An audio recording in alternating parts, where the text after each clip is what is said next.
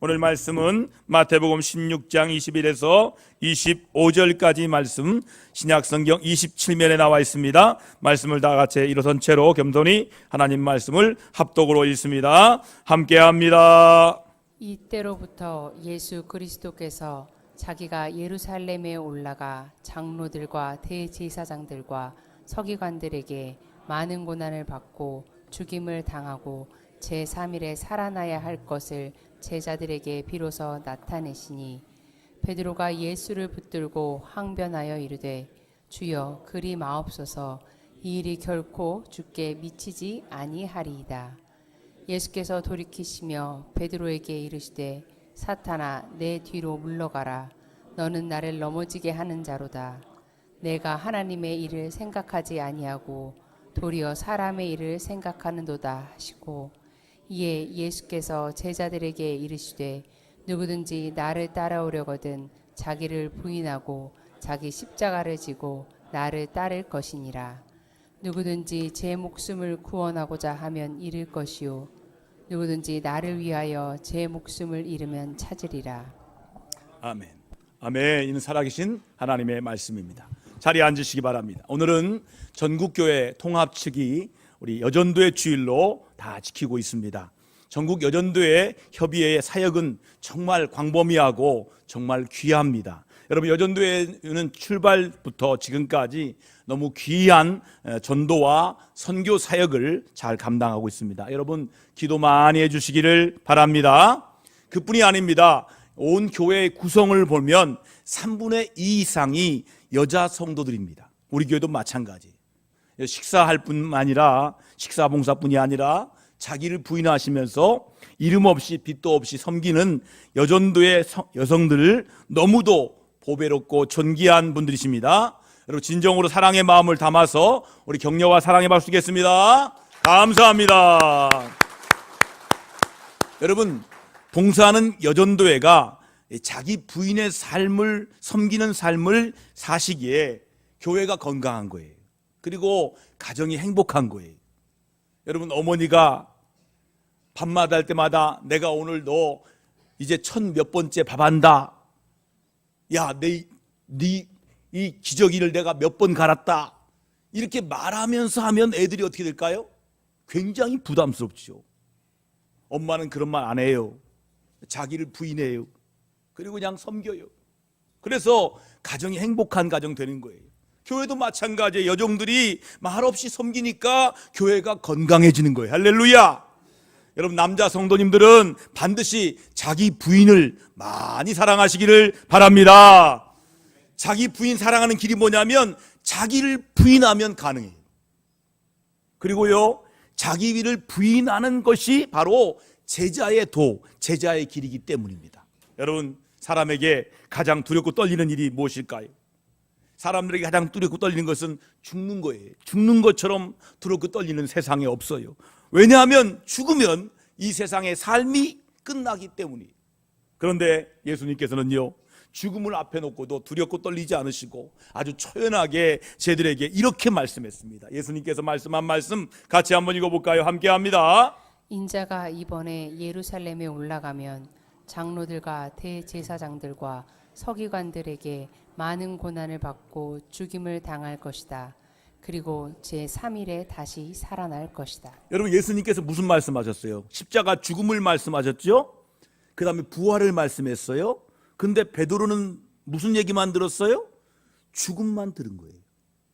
십자가만 들은 거예요. 그래서 베드로가 예수님께 항변해요. 뭐라고 합니까? 주여 그리 마옵소서 이 일이 결코 죽게 미치지 아니하리이다. 여러분, 말씀의 뜻을 보면 항변이라는 원문의 뜻을 보니까요, 항변의 뜻이 뭐냐면 꾸짖다예요. 견책하다 뜻입니다. 여러분, 제자가 선생님을 꾸짖는 거예요. 피조물이 창조주를 감히 꾸짖는 거예요. 여러분, 신앙생활을 자기 뜻대로 하는 사람들에게는요, 이런 모습을 찾아볼 수가 있어요. 자기가 기도한 대로 응답되지 않았다고 항변하는 사람이 있어요. 하나님께 손가락질합니다. 하나님 뭐 하시는 거예요? 하나님 뭐 하는 거예요? 항변하는 사람들이 있어요. 자기 뜻대로 신앙생활을 안 한다고 다른 사람들을 꾸짖는 경우도 가끔 볼 수 있어요. 여러분, 신앙생활은요, 하나님 뜻대로 순종하는 생활이 신앙생활이에요. 자기 뜻대로 하는 생활은 본인 자신이 주인인 거예요. 여러분, 우리는 오늘 자신의 신앙을 모습을 말씀에 비추어서 정직하게 한번 살펴봐야 돼요. 자기가 하나님인 것처럼 이래라 저래라 하는 분들이 종종 있습니다. 이래서는 안 돼요. 신앙생활은 오직 하나님의 말씀과 뜻대로 순종하는 거예요. 본문은요, 빌립보 가이사라 지방에서 예수님께서 저희들에게 하신 말씀이 본문입니다. 제자의 길, 제자의 도에 관한 너무도 중요한 말씀이에요. 여러분, 제자들은요, 예수님과 함께 3년 이상을 훈련받았어요. 동거하면서 같이 식사하고 3년 이상 훈련받았어요. 그런데도 제자들은 여전히 높은 자리다툼을 하고 있어요. 예수님이 왕으로 오시면 내가 영의정 좌의정하겠다, 자기를 부인하지 못했기 때문에. 오늘 주신 본문의 말씀은 우리가 깊은 영성으로 들어갈 열쇠와 같은 귀한 말씀이에요. 가장 중요한 말씀인 우리 24절 말씀을 다 같이 한번 읽어볼까요? 함께 있습니다. 이에 예수께서 제자들에게 이르시되 누구든지 나를 따라오려거든 자기를 부인하고 자기 십자가를 지고 나를 따를 것이니라, 이렇게 말씀합니다. 여러분, 자기를 부인한다는 말은 어떤 뜻일까요? 자기 주권과 자기 소유권과 자기 생각을 부인하는 거예요. 한번 따라 합시다. 내 거 아니에요. 내 생각 맞지 않아요. 여러분, 내 게 아니라니까요. 여러분, 자녀가 여러분 것입니까? 아니에요. 여러분에게 주권이 있는 게 아니에요. 소유권이 있는 게 아니에요. 내 생각도 부인해야 돼. 왜 그렇게 해야 할까요? 예수님을 온전히 따라야 하기 때문이에요. 여러분, 산에 올라갈 때 산에 안내원이 있습니다. 안내원이 가는 대로 가야 돼. 가이드가. 안 그러면 큰일 나요. 그 가이드는 그 산을 수없이 다녔어요. 여러분, 우리가 인생 처음 삽니다. 근데 우리 인생을 계획하시고 디자인한 예수님께서 우리 인생의 길을 안내하셔요. 예수님 따라가야 돼요. 예수님 따라가지 않고 내 마음대로 살면 자기를 부인할 필요가 없어요. 그냥 내 마음대로 나 하고 싶은 대로 살면 됩니다. 그러나 예수님 따르려면 자기를 먼저 부인해야 돼요. 왜냐하면 주님의 말씀과 뜻대로 순종해야 하기 때문이에요. 그러므로 자기를 부인하는 것은 자기의 모든 권리를 다 주님께 다 드리는 거예요. 자기의 주권과 소유권을 원래 주인에게 들리는 거예요. 제자 훈련할 때 첫 번째 하는 게 뭐냐면 자기 소유 각서를 하나님께 올려드리는 거예요. 내 시간도 내 것도 없어요. 내 돈도 내 게 아니에요. 하나님 것을 올려드립니다. 그 각서를 쓰고 난 다음에 제자 훈련합니다. 여러분, 우리가 주님의 제자가 되려면 먼저 할 일이 뭐냐면 원래 주인께 돌려드리는 거예요. 그래야 주님을 따를 수 있기 때문이에요. 오늘 많은 교회 가운데 내부적으로 혼란하고 시끄러운 교회가 있습니다. 가장 큰 이유가 뭘까요? 자기를 부인하지 못한 교인들이 많이 섞여 있기 때문이에요. 옛날에는요, 장로님들이 다 자기를 부인했어요. 옛날에는요, 권사님들, 집사님들이 자기를 부인할 줄 알았어요. 뭐라고 하면 얘들아 그만. 아니야. 하나님의 뜻이 있어. 이렇게 정리를 했다고요. 근데 요즘에는요, 자기를 부인하지 않는 사람들이 섞여 있어요. 많이. 언제나 자기 생각과 자기 고집대로 하려고 하는 사람들 때문에 시끄럽고 혼란한 거예요.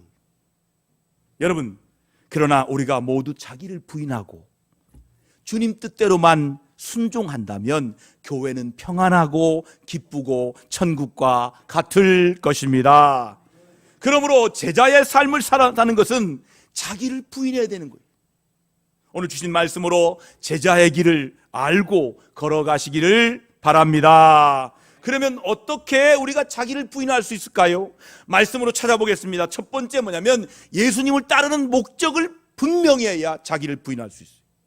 여기 우리에게 준 말씀이 있습니다. 24절 중반절 같이 읽어볼까요? 시작. 누구든지 나를 따라오려거든이라고 말씀하고 있어요. 본문은 예수님을 따르는 목적을 분명하게 하라는 말씀이에요. 사람은요, 목적이 분명하지 않을 때 분명하게 행동하지 못합니다. 여러분, 예수님을 따르는 목적이 무엇입니까? 예수님을 믿어 죄 용서받기 위해서 아닙니까? 그리고 예수님께 순종하기 위해서입니다. 예수님께서 메어지는 십자가 사명을 지기 위해서입니다. 예수님을 주인으로 섬기기 위해서요. 예수님을 위하여 목숨과 모든 것을 다 바치기 위해서입니다. 그런데 지금 나는 어떻습니까? 예수님 따르는 목적이 분명합니까? 우리는 지금 나를 솔직하게 한번 살펴봐야 돼요. 내가 정말 예수님 따른 사람인지 입술로만 따르는 사람인지 확인해 봐야 돼요. 정말 우리는 너무나 주님의 마음을 아프게 할 때가 많았습니다. 너무나 이율배반적으로 행할 때가 많았어요. 내 욕심을 따라 살면서 입으로는 주님을 따르는 삶을 산다라고 말합니다. 예수님 앞에 심판받을 때 나는 너를 도무지 알지 못한다. 불법을 행하는 자들아 내게서 떠나갈지어다 라고 말씀하실지 모르겠습니다. 그러므로 우리는 예수님을 따르는 목적을 분명하게 해야 돼요. 그리고 예수님을 따르는 자세를 확실하게 해야 됩니다. 우리가 예수님을 따르는 목적이 무엇입니까? 우리는 구제불능한 죄인입니다. 그러나 예수님은 창조의 주인으로서 우리의 모든 죄를 용서해 줄 수 있는 능력에 있는 분이에요. 그래서 우리 죄를 용서받고 구원받으려고 예수님 따르는 거예요. 우리가 죄를 용서받지 못하면 영원한 고통 가운데 살아야 합니다. 예수님과 영원한 분리된 지옥에서 살아야 합니다. 이것이 가장 큰 고통입니다. 그리고 실제 생활 속에서 참 평안과 기쁨이 없어요. 그러므로 참 평안과 기쁨을 누리기 위해서 예수님을 따르는 거예요.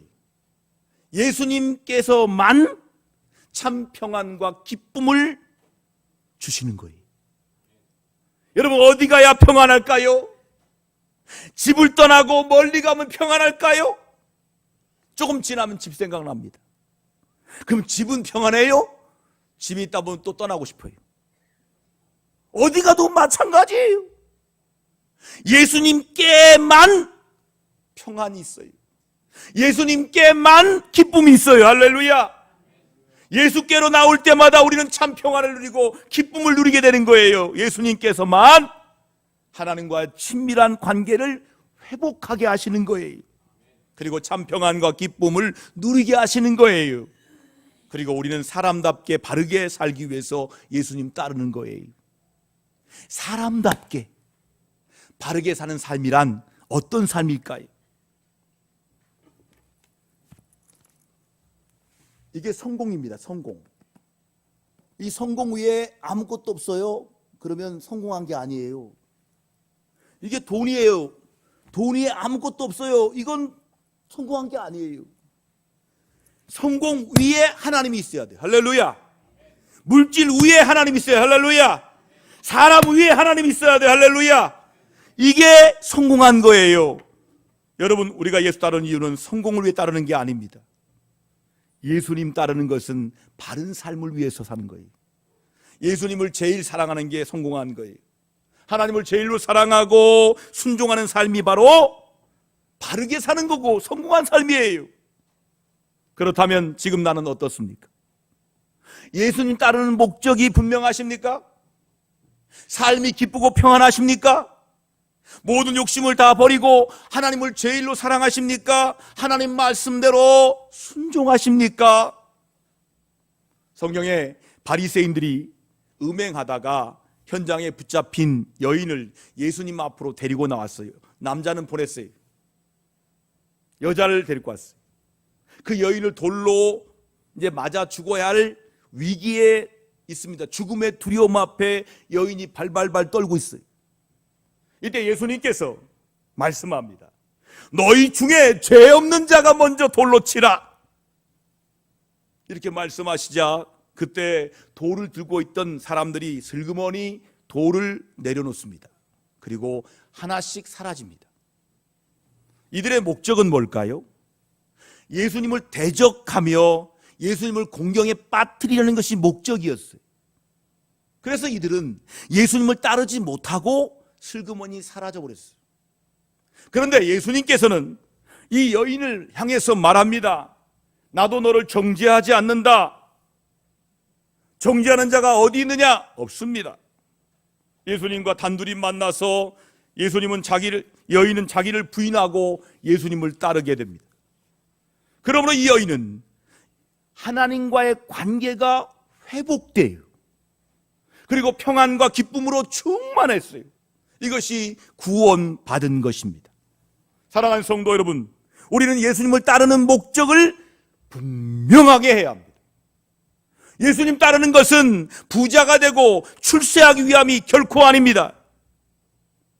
이런 것이 목적이라면 아직도 자기를 부인하지 않고 자기를 세우는 거예요. 우리가 예수님을 따르는 목적은 죄 용서받고 평안과 기쁨을 누리기 위해서입니다. 할렐루야. 여러분, 하나님과 친밀함을 회복하기 위해서예요. 이것은 구원받은 거예요. 영생 얻고 영생을 누리는 것입니다. 그러므로 예수님 따르는 목적을 분명히 하심으로 자기를 부인하여 제자의 길로 가시기를 축원합니다. 두 번째는 뭐냐? 하나님의 일을 생각해야 되는 거예요. 여기 우리 주신 말씀이 있어요. 23절 중반절 보겠습니다. 함께합니다. 내가 하나님의 일을 생각하지 아니하고라고 말씀하고 있습니다. 사람이 지어진 목적이 뭐예요? 영원토록 하나님을 즐거워하는 게 인간을 창조한 하나님의 목적입니다. 하나님의 일을 생각하면서 하나님께 영광을 돌리기 위해서 우리는 지어졌어요. 지어진 피조물이 지어진 하나님을 생각하지 않는 것처럼 불행한 일은 없습니다. 여러분, 본문에서 보니까 예수님께서 말씀하신 하나님 일이 무엇일까요? 인류 구원의 사역이에요. 예수님께서 하나님 아버지의 뜻에 따라서 순종하여 이 땅에 오셨습니다. 그러므로 예수님께서 십자가를 지셔야 했습니다. 십자가에서 무지한 피를 흘리고 죽어야 인류 구원의 길이 열리게 됩니다. 또한 부활로 인하여서 예수님이 의인이심을 증명해야 했습니다. 그리고 부활은 영원한 천국이 있다는 것을 보여주셔야 했어요. 이 구원의 사역을 이루기 위해서 예수님이 이 땅에 오신 거예요. 그런데 피조물인 베드로가 감히 창조주 예수님을 꾸짖으며 그 일을 막겠다고 나선 거예요. 예수님을 엄청 많이 생각해서 한 말입니다. 그러나 그것은 바로 사탄이 제일 좋아하는 일이었어요. 하나님의 일을 막는 일이었어요. 하나님의 일을 막고 방해하는 자들은 사탄의 일을 하는 것입니다. 오늘 교회에서요, 자기를 부인하지 못하고 교회에서 하고자 하는 일들을 사사건건 막고 방해하는 자들이 있습니다. 하나님 두려운 줄 안다면 절대로 이런 일을 해서는 안 됩니다. 지금 우리는 자신을 돌아봐야 돼요. 내가 하나님의 일을 막으며 사단의 일을 돕고 있는지를 살펴보아야 되는 거예요. 우리는 항상 하나님께서 나를 통해 원하시는 일이 무엇인지를 생각해야 됩니다. 하나님께서 나에게 주시는 가장 좋은 것이 무엇인지를 알아야 되는 거예요. 이것이 영적 분별력이에요. 교회에서 주의 종을 통하여 맡겨주신 일들은 거의 하나님의 일입니다. 주의 종들은 기도하는 가운데 여러 가지를 깊이 생각하고 일을 맡기기 때문이에요. 교회에서 맡겨주는 일은 큰 일과 작은 일이 따로 없습니다. 모두 귀한 일입니다. 우주 만물을 지으신 하나님께서 보실 때 모두 작은 일이에요. 그렇지만 하나님께서 교회의 모든 일을 귀하게 여기십니다.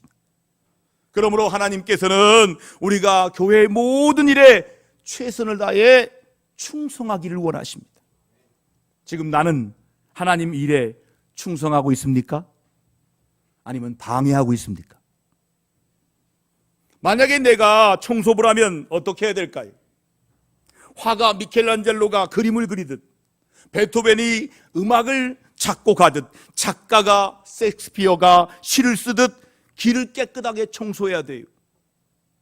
청소를 너무 잘해서 주님께서 말씀하시기를 하늘과 땅의 모든 피조물들아 여기 자기의 임무를 훌륭하게 충성하는 위대한 청소부가 있노라, 이렇게 말씀할 정도로 말입니다. 저는 이런 청소부를 만났어요. 저는 그 청소부가 하늘나라 갔거든요. 제가 섬겼던 교회 부목사 때 이분이 처음으로 세례를 받았고요. 이분은 얼마나 훌륭한 분인지 신문에도 나왔고요. 그리고 그분은 자기 농사진 걸 다 나눠주는 사람이고요. 청소하면 정말 깨끗하게 열심히 하는 청소부이기 때문에 상도 받은 사람이에요. 근데 그분이 예수 믿고 난 다음에 내가 병들어서 예수 믿는 게 너무 후회가 된다는 거예요. 죽을 병에 걸리고 내가 교회 온 게 너무 후회가 된다는 거예요. 근데 마지막까지도 아름답게 살다가 위대한 청소부로 마지막을 마쳤어요. 여러분, 사랑하는 성도 여러분, 지금 나에게 주어진 일이 죄진 일이 아니라면 하나님이 내게 주신 일이라고 믿어야 돼요. 나의 직업이 하나님이 내게 주신 일이라고 믿어줘야 되는 거예요. 그리고 최선을 다해야 돼요. 하나님께서 그것을 원하십니다. 하나님의 일은 하나님 편에서 생각해야 되는 거예요. 항상 하나님의 일을 생각하여 자기를 부인하여 제자의 길로 가시기를 축복합니다. 마지막은 뭐냐? 자기 생각을 버려야 되는 거예요. 사람의 일을 생각하는 생각, 그 생각을 버려야 되는 거예요. 우리 준 말씀이 있습니다. 자, 23절 마지막에 예수님께서 뭐라고 말씀했어요? 사람의 일을 생각하는도다 라고 말씀하십니다. 이 말씀은 자기 생각을 버리라는 말씀이에요. 하나님의 생각과 사람의 생각은 달라요. 그러므로 자기 생각을 먼저 버려야 되는 거예요. 예수님을 따르려면 자기 생각을 버려야 되는 거예요. 그래야 순종할 수가 있어요. 오늘 어떤 교인은요, 자기 생각을 마치 주님의 생각인 양 밀어붙이는 사람이 있어요. 이건 주님의 뜻이야. 아니거든요. 자기 생각이에요. 근데 주님의 뜻처럼 밀어붙여요. 결과적으로 하나님의 일을 망치는 경우가 많습니다. 예를 들어 볼까요? 고린도 교회 안에 파당을 만들었어요. 우리는 바울파, 우리는 아볼로파, 우리는 베드로파, 우리는 예수파 하면서 교회의 혼란과 분열을 일으켰어요. 이런 일이 사람의 일입니다. 이런 일은 결과적으로 복음 전도의 문을 막아버려요. 믿는 자들에게 영적 혼란을 주고 시험에 들게 만듭니다. 여러분, 어느 누가 분쟁하고 싸우는 교회에 와서 등록하겠습니까? 매주마다 우리 교회 등록하고 있잖아요. 교회가 평안하니까 등록하는 거예요. 교회가 분위기가 좋으니까 등록하는 거예요. 여러분, 신앙이 약한 교우들은요, 시험에 빠져서 신앙생활을 접기도 했다는 거예요. 그 영혼의 책임을 누가 질 것입니까? 그러므로 사람의 생각을 버려야 돼요. 내 생각대로 신앙생활하는 것이 아니에요. 신앙생활은 오직 하나님의 말씀과 뜻대로 하는 거예요. 교회의 모든 분란을 자기를 부인하지 못해서 일어난 일들이에요. 그러므로 성도라면 최우선으로 해야 할 일은 자기를 부인하는 거예요. 자기 생각과 고집을 내려놓아야 되는 거예요. 그러므로 우리가 우선으로 해야 할 일은 기도하면서 하나님의 말씀과 뜻을 아멘으로 받아들여야 되는 거예요. 그러면 하나님의 뜻은 어떻게 알 수 있습니까?